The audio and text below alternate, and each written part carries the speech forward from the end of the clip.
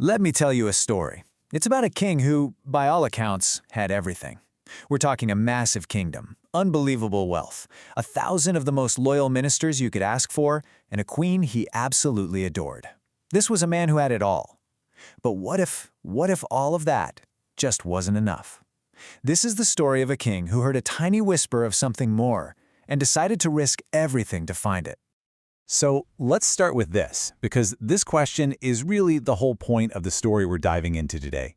It's a question that sent a powerful king on the greatest journey of his life, a search not for more gold or more land, but for something, well, something much, much harder to find.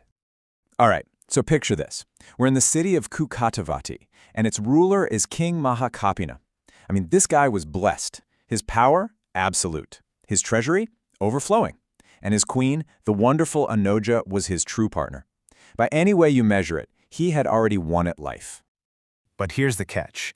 Inside that magnificent palace, the king felt this deep, nagging emptiness. This was the real battle of his life. He'd conquered the world outside, but his inner world felt totally barren. So, every single morning, he'd send his fastest riders out of the 4 city gates with this one very strange command. Don't bring me jewels, don't tell me about new territories, just bring me word of the ultimate truth. For years and years, those riders came back empty-handed. But then, one day, a caravan of merchants, exhausted from their travels, arrived from the faraway city of Savathi. They were brought before the king, probably not realizing that the few words they were about to say would completely change the course of history for this kingdom. The king asked them for news, and one of the merchants said, "Great king, the greatest news in the world is this. The Buddha has arisen." Now get this, just from hearing that one word, Buddha, the king was hit with a wave of joy so intense he nearly passed out. He immediately gave them 100,000 gold pieces. "Is there more?" he asked. "Yes," they said. "The Dhamma, his truth, is being taught." Boom, another 100,000. And more? The Sangha, his community, has been established. A final 100,000. He gave away a literal fortune for just 3 words. In that single moment, everything changed. He turned to his 1,000 ministers and said something that must have just floored them. He declared that his entire kingdom, all his power, all his wealth, was now completely meaningless to him, like something you just spit out and forget. And you know what's incredible? His 1,000 ministers who had served him for years, they felt it too. They all agreed, right then and there, to leave their lives behind and follow him.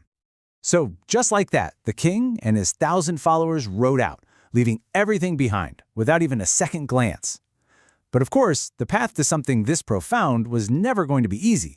Almost immediately, they ran into obstacles that seemed, well, physically impossible. They came to 3 enormous, raging rivers, one right after the other.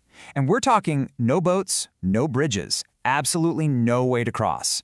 For anyone else, this would have been it, the end of the road, a clear sign to turn back. But not for King Kapana. At the edge of that first river, he did something you just wouldn't believe. He focused his mind completely on the Buddha and just rode forward. And miraculously, the water became like solid ground under his horse's feet. At the second river, he did the same thing, this time focusing on the Dhamma. And at the third, the massive river Kandabaga, he put all his faith in the Sangha. Each time, he and all 1,000 of his followers just walked across these impossible waters. Their belief literally paved the way. After crossing that final river, they knew their epic journey was almost over. As they got to the other side, they saw something amazing off in the distance. This brilliant, 6-colored light just pulsing from underneath a huge tree. The king knew, instantly, this wasn't sunlight, it wasn't moonlight. It was the radiance of the person he had just given up a kingdom to find. You see, the Buddha knew they were coming, and he had traveled over 100 leagues just to meet them there. The king got off his horse and walked forward, with his head bowed in reverence. And then, the Buddha began to teach. As the king and his men listened, it was like those words washed away a whole lifetime of confusion. In that single teaching, all 1,001 of them reached the first stage of enlightenment. And with a simple gesture, the Buddha welcomed them into his community. Their fancy royal clothes just vanished, and in their place were the simple saffron robes of a monk. But wait. The story doesn't stop there. The physical journey was over, but the real discovery, that was just beginning. And this next part, This is what shows us the huge difference between the kind of pleasure the king used to know and the true happiness he'd just found. So back in the kingdom, the merchants finally got the news to Queen Anoja, and guess what? She heard those same 3 words, Buddha, Dhamma, Sangha, and she felt the exact same earth-shattering joy. She realized that her husband had left behind something that was now completely worthless to her too. So she, along with the wives of all the ministers, also renounced the kingdom and followed his path. Now, when the queen and her followers arrived, the Buddha began to teach them. From Mahakapina, who wasn't a king anymore, and his monks sat down to listen to the sermon again. And this is where something truly incredible happened. Hearing that truth a second time, it was like it clicked into place perfectly. Their minds were completely purified. They broke through all the final barriers and achieved full enlightenment, the ultimate goal. From that day on, something interesting started happening. Wherever Mahakapina went, whether he was meditating or just walking, the other monks would hear him constantly whispering the same phrase over and over again, Aho Sukham, which means, oh, what happiness, oh, what happiness. Now, this is where it gets really interesting. The other monks, they got it wrong. They thought he was feeling nostalgic, missing his fancy royal life, but the Buddha had to explain it to them. The king's old happiness, his royal happiness, was temporary. It depended on things. This new happiness, the joy of Nibbana, was a deep, unshakable peace that came from the inside. It was the happiness of being totally and completely free. So, what does this ancient story, this huge legend, have to do with our lives today? Well, it turns out that the treasure the king found wasn't just for him, it's for all of us. The ultimate treasure he found was this thing called panna, which means wisdom. But we're not talking about book smarts. This is a deep, penetrating insight into how things really are.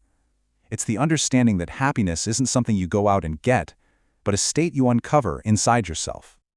And this story just illustrates 3 huge takeaways for us. First, real happiness is an inside job. It doesn't come from a bigger house or a better job title. Second, just like the king's faith turned rivers into solid ground, our own belief in a good purpose can help us do what seems impossible. And finally, and this might be the biggest one, the story shows us that real wealth isn't about what you can collect, but what you have the courage to let go of. So, that leaves us with one last question to think about. Mahakapina had to leave behind a real, literal kingdom of gold and power. For us, our kingdom might be a belief that's holding us back, a fear, an old habit, or an attachment that just isn't serving us anymore. So what is the kingdom you might need to leave behind to find your own Aho Sukham? If this story gave you something to reflect on, please go ahead and share it, give it a like, and be sure to subscribe for more deep dives into ideas that make you think. Thanks so much for joining me.